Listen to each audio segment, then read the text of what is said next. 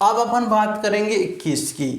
तो 21 में दोस्तों क्या हुआ है, इसमें 3 प्रकार की, कितनी, 3 प्रकार की स्वतंत्रता दी गई है। कितने प्रकार की इसमें दोस्तों, इसमें सॉरी फ्रेंड, इसमें प्राण एवं दैहिक स्वतंत्रता की बात की गई है। किसकी, लाइफ एंड पर्सनल लिबर्टी। ठीक है, पर्सनल लिबर्टी की बात किसमें कही गई है, तो 21 में कही गई है। तो दोस्तों इसमें लाइफ, ठीक है, यानी कि प्राण एवं दैहिक, यानी कि पर्सनल लिबर्टी यानी कि लाइफ, ठीक है, इसकी बात कही गई है।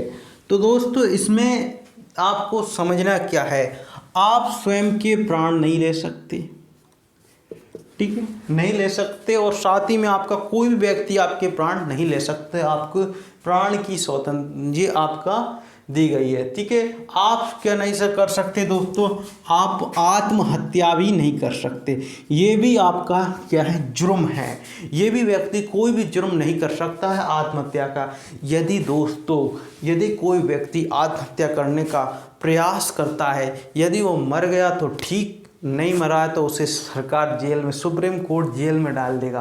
क्योंकि आप क्यों मरना चाहते हैं भाई साहब, क्या प्रॉब्लम है, तो वो आपको क्या डाल देगा, जेल में डालेगा। यदि ख़त्म तो खेल ख़त्म हो गया तो कोई बात ही नहीं है, पर उसके पश्चात यदि आप बच गए तो आपको जेल हो जाएगी।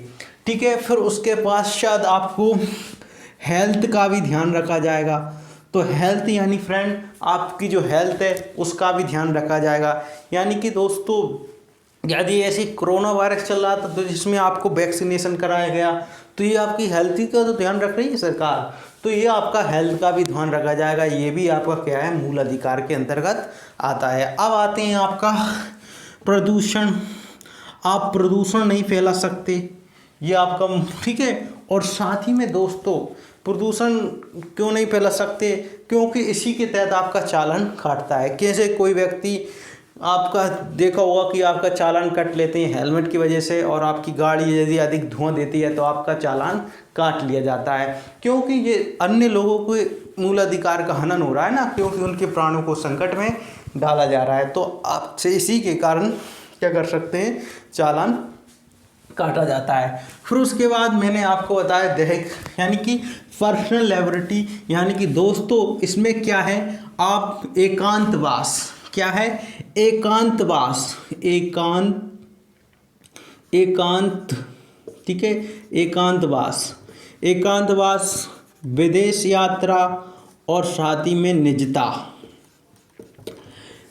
और साथ ही में आपका एडल्ट्री, ठीक है, वो ज़्यादा इम्पोर्टेंट नहीं है। और एकांतवास यानी कि फ्रेंड, आप एकांत में रहना चाहोगे तो आपसे कोई भी आपसे नहीं कहेगा कि आप एकांत में, ये आपका अधिकार है, मूल अधिकार है। आप एकांत में रहना चाहते हो तो एकांत में रहिए, कोई प्रॉब्लम नहीं है। एकांत यानी कि बेटर, आप किसी व्यक्ति को, एकांत यानी कि आप बहुत अकेला रहना चाहता है तो वो अकेला रहना चाहता है, एक कमरा में बंद कर, वो कहता है मैं अकेला रहना चाहता हूँ, भाई साहब मैं अकेला रहना चाहता हूँ। तो एकांतवास का आप मतलब समझ ही गए हो, तो एकांतवास की भी छूट है।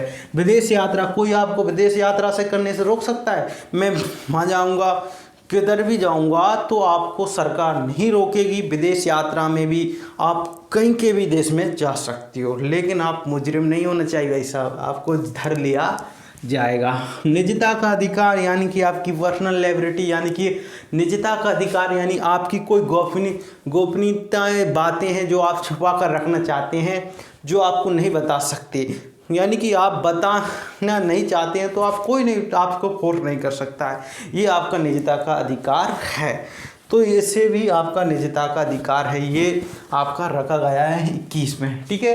तो ये आपको समझ में आ गया। और साथ ही में एडल्ट्री यानी कि एडल्ट्री यानी कि जो मतलब जो पहले क्या था, अवैध संबंध, जो महिला थी और अवैध संबंध बनाना भी क्या था, एक जुर्म हुआ करता था। इसे पर 497 धारा लगती थी। कौन सी, 497 धारा लगती थी, एडल्ट्री यानी कि अवैध संबंध किसी दूसरे पुरुष से। लेकिन इसे सुप्रीम कोर्ट में क्या कर दिया, समाप्त कर दिया। ऐसा क्या होता है दोस्तों, क्या होता है, जो महिलाएं होती हैं, ठीक है, जो पुरुष होते हैं वो तो क्या है, संबंध बनाते हैं, लेकिन महिलाएं क्या है, उनको ऐसा अधिकार दिया गया था कि आप किसी दूसरे पुरुष से क्या नहीं कर सकते, आप क्या नहीं कर सकते, संबंध नहीं बना सकते।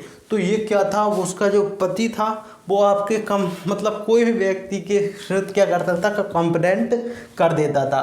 किसके तहत, अडल्ट्री 497 धारा के तहत। ठीक है, तो वो एक जुर्म था, लेकिन इसे सुप्रीम कोर्ट ने हटा दिया कि तुम कर सकते हो तो वो क्यों नहीं कर सकते, इसलिए इसे हटा दिया। तो ये आप समझ ही गए होंगे। तो इतना कुछ मैंने आपको बता दिया, और साथ ही में आपको 21 का में आपको ध्यान रखना है।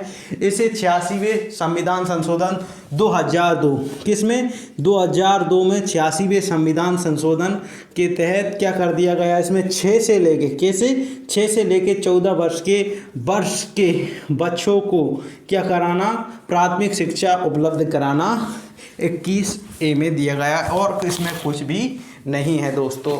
और ठीक है, तो अब आगे बढ़ते हैं हम दोस्तों। ठीक है, अब कहाँ आगे बढ़ते हैं, ठीक है, अब आगे बढ़ते हैं अपन 22, ठीक है, 22 की ओर चलते हैं। ठीक है, अब आता है अनुच्छेद आर्टिकल 22। तो आखिर 22 में क्या दिया गया है, आर्टिकल 22, ठीक है, आर्टिकल 22। तो इसमें क्या किया, मतलब इसमें दोस्तों, इसमें आपको जो है जो गिरफ्तारी से संबंधित संरक्षण के बारे में बात करता है। आर्टिकल जो 22 है गिरफ्तारी से संबंधित संरक्षण के बारे में बात करता है। तो इसमें पहले दो बार कैटेगरी में इसे बांटा गया है। कितनी, 2 कैटेगरी। एक तो आपकी दंडात्मक, ठीक है, दंडात्मक, और एक है आपकी निवारक विरोध, ठीक है, निवारक विरोध, ठीक है। तो दंडात्मक, निवारक, इस मतलब दंडात्मक यानी फ्रेंड अपराध करने के बाद और अपराध के पहले,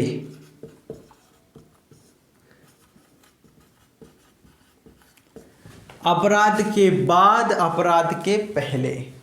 तो क्या होता है, पहले अपन बात करेंगे दोस्तों अपराध के बाद क्या हुआ यदि आपने अपराध कर दिया। ठीक है, आर्टिकल 22 पढ़ रहे हैं, ध्यान देना है आपको। तो अब यदि आपने अपराध कर दिया, ठीक है, तो आपको सबसे पहले कोई भी पुलिस आएगी, सबसे पहले आपको वारंट दिखाएगी, यानी कि FIR, ठीक है, जिसे अपन शॉर्ट फॉर्म में कहते हैं FIR। आपको वारंट दिखाएगी कि आपको ये जुर्म किया गया है, तो आपके खिलाफ क्या है, आपके खिलाफ FIR है, आपको वारंट दिखाई देगी। और साथ ही में फिर क्या करेगी, आपको FIR आपको कहाँ ले जाएगी, थाने में।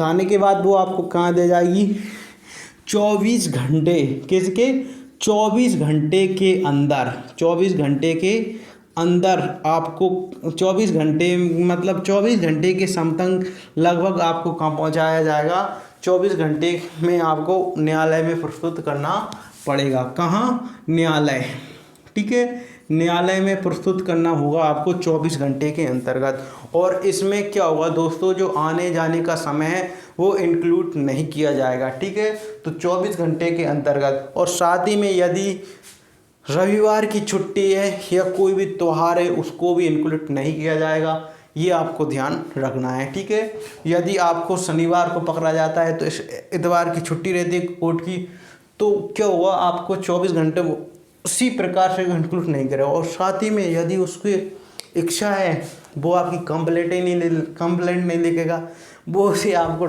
यदि आपको थाने में ही रखना है तो इसके तहत वो आपको 24 घंटे में ही आपकी क्या नहीं लिखेगा, कंप्लेंट। आपको बताएगा नहीं कि मैंने आपकी FIR दर्ज कर ली है, वो नहीं बताएगा। ठीक है, वो तो न्यायालय को क्या बता देगा, यदि उसे उस दिन ले जाना है, ठीक है, आपको खूब कचोर के वो आपको ले जाएगा। ठीक है, तो 24 घंटे के अंतर्गत क्या है, आपको क्या पहुंचाया जाएगा, न्यायालय पहुंचाया जाएगा ये।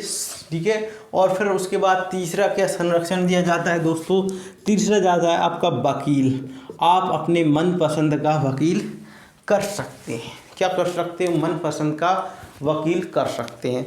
तो इसमें 3 प्रकार की छूट दी गई हैं। और साथ ही में आपको फिर क्या होगा दोस्तों, वकील कर लिया, आप वकील कर सकते हो। यदि आपने कोई बड़ा जुर्म किया है तो आपको क्या कोई व्यक्ति इन दोनों चीज़ों में से कोई दिखाया जाएगा, एफआईआर दिखाएगा, 24 घंटे के न्यायालय में प्रस्तुत करेगा, ये कुछ भी नहीं होगा।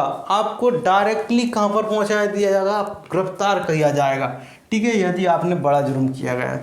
तो आपको कुछ इस प्रकार से ध्यान रखना है दोस्तों कि 24 घंटे के आपके विकल्प पहुँचे, आप कहाँ पर पहुँचोगे। आपको जैसे ही आप न्यायालय में पहुँचे, न्यायालय आपको कहाँ पहुँचाएगा, या तो जेल पहुँचाएगा, न्यायिक हिरासत में ले लिया जाएगा। तो आपको न्यायालय कहाँ पहुँचाएगा दोस्तों, यहाँ से वकील मकील कर लिए, आपको जुर्म कंप्लीट हो गया, ठीक है, तो आपको न्यायालय कहाँ पहुँचा दिया जाएगा, न्यायिक हिरासत में पहुँचा दिया जाएगा। या तो फ्रेंड आपको बेल के माध्यम से, या तो आपको बेल मिलेगी या तो फिर जेल मिलेगी, या तो फिर जेल मिलेगी न्यायालय से या आपको बेल मिलेगी, ठीक है, यहाँ से।